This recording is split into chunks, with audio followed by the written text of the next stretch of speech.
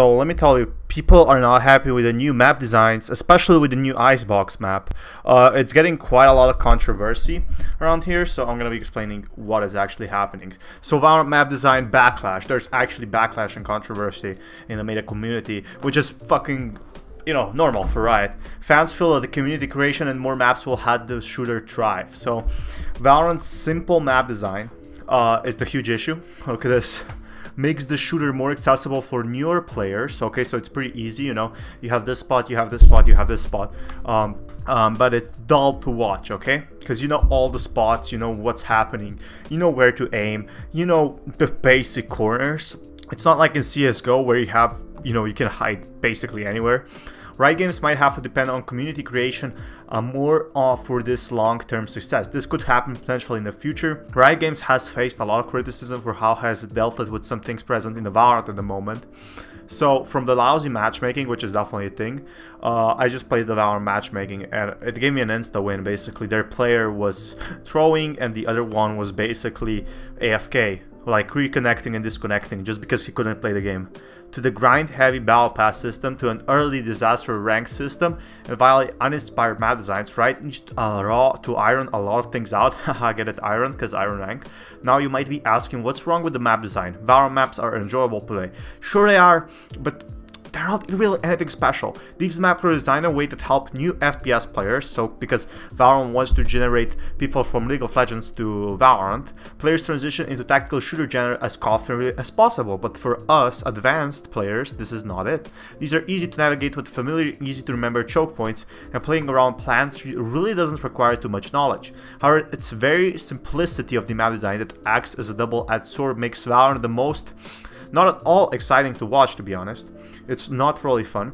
When it comes to spectator experience, the title is not fun one, and no matter how much Riot tries to incorporate spectator system in-game, the shooter will have to work out at maintaining its viewers' attention. That's definitely true. That's a huge problem for esports. CSGO is so fun. It's so fun. You can always see some choke points and stuff like that. Special choke points, the four-man olive boost. So many things, but in Valorant you don't have this shit. The same choke points, the same corners, clear angles, and the same molly and smoke point from the stream strategies are predictable. Even YouTuber Summit G talks about the same problem. Riot can overhaul its ranked and matchmaking system, but how can it completely change the layout of the 4 existing maps?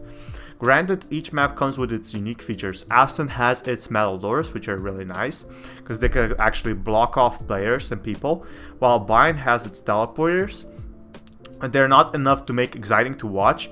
Probably not. Like Heaven is the classic map where it has 3 spots basically, and Split has upper and lower levels, which are really nice to see. So I really like Split, to be honest. Riot might have to rely on community creation for Valorant success, because if the community creates, it's usually good. Now let's take a CSGO into consideration for a moment. Valve shooter is incredibly exciting to watch, and there's indeed a debate on this topic. CSGO is capable of creating some of the best moments in competitive esports history, and this is precisely why it's still loved by fans, even if Valve's choosing to ignore its plethora of problems. CSGO integrate map designs and much higher skill cap are what may make a nail-biting experience devour for spectators. That's why most people bet in, for example, CSGO, where the tournaments are bigger, the tournaments are more exciting than, for example, in League of Legends. You gotta have a lot of bets in Dota and League of Legends as well, but I see a lot of real money bets on CSGO stuff. In a recent Reddit post by Something Plays the Valorant fan, so let's look at this, how community creation will help this title grow, especially in the map design department. The Redditor writes, I don't believe this game will get anywhere if the community isn't able to create maps and servers, which I definitely agree, this should be a point, but right now we should focus on letting Valorant take control over the maps. We got 1 map every episode, and so far, all 4 maps in my opinion, and mine of the high rank friends' opinions, are not very good, as well as Shroud and many great players' content creators' opinions.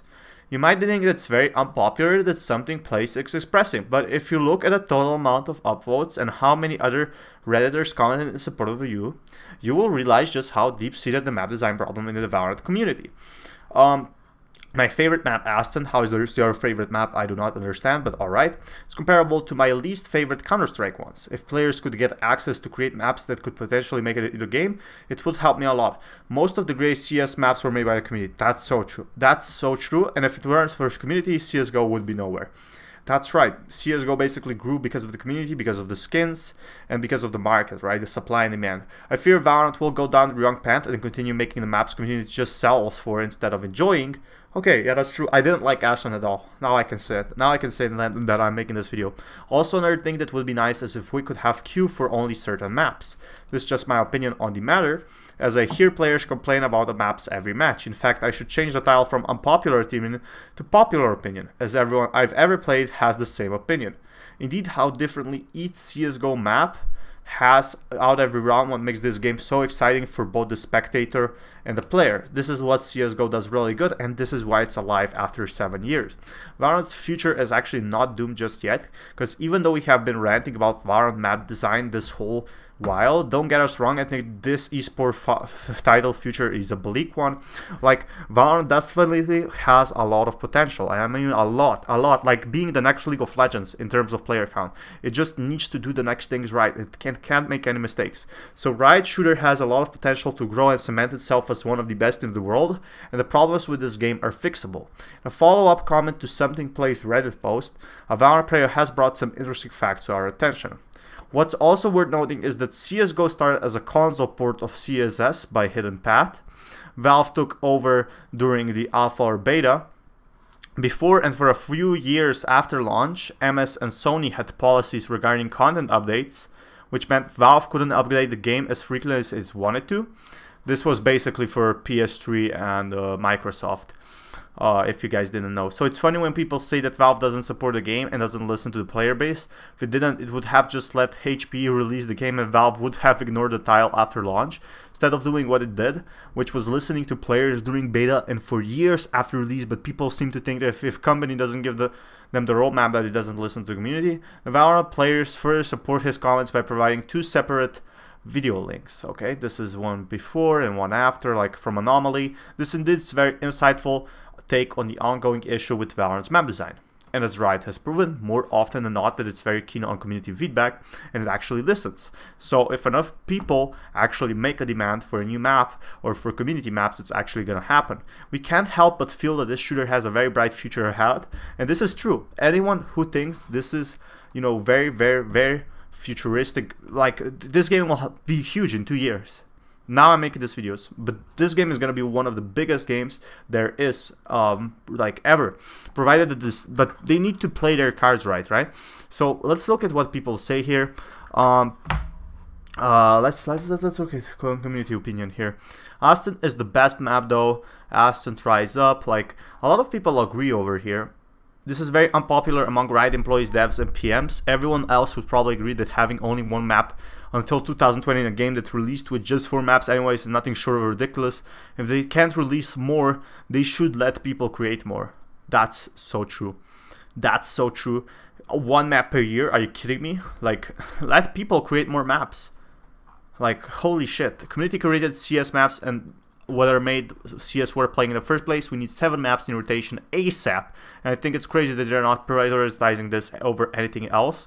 The reason CS needed community creation is because Valve doesn't really support the game. Valve clearly doesn't have the problem. CS was literally community created. Oh, this guy is wrong. Doesn't change the fact that we need more maps ASAP instead of new agents. That's definitely true. New maps would change the meta. Like, new agent would just mix it up. Instead, do you really think that agent designers would be working on level design if unoccupied with agent-related duties? Well, this guy makes a fair point. What is with this myth that either maps or agents? It takes a different set of specialists that are not mutually exclusive. Yes, and companies can change the composition of their teams at will. That's why many designers in gaming studios are contracted instead of full-time. Oh my god, that makes a lot of sense, to be honest. So I guess a lot of people are agreeing here, even with the upvotes. I'm not sure how community created maps would work since I never played CS, but what I really want for Riot is to crank out some more decent maps. 4 maps is just not enough, and I definitely agree with this. So exactly how it sounds, some of the most popular maps in CS were made to the community, not Valve. Cache is a prime example, and Cache is one of the most played maps that made it to the tournaments. Then it was picked up and made official, and one of the most popular maps in the rotation, even updated recently to make it more balanced. Volcano, who made Cache, works now for Valorant, which is really nice. So none of the maps in the game now are as good as Cache. Cache isn't even close to the best map in the CS. I think the best map is actually Inferno. CS maps are far ahead of Valorant, and they're 7 years older, to be honest, which is crazy. Yeah, let's break this up here. Like, the maps are as good as they should be. Let me know your opinions down on this below in the comments. And I definitely read all the comments, by the way. And be sure to check out my reviews. And this fan, signing out. Peace, guys.